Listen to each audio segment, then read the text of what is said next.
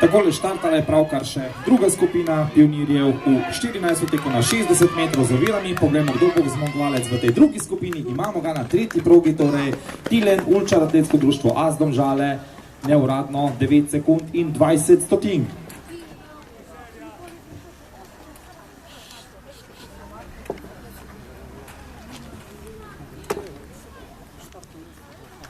Ulčar 9.23, uradni rezultat Lipovec 9.45, drugi v cilju. Poglejmo, kdo je bil tretji.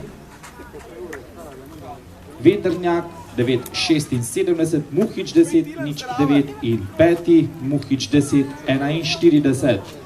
To so torej uradni rezultati teka na 60 metrov z ovirami za pionirje v 14. Kmalu bodo ti rezultati pretopljeni v točke in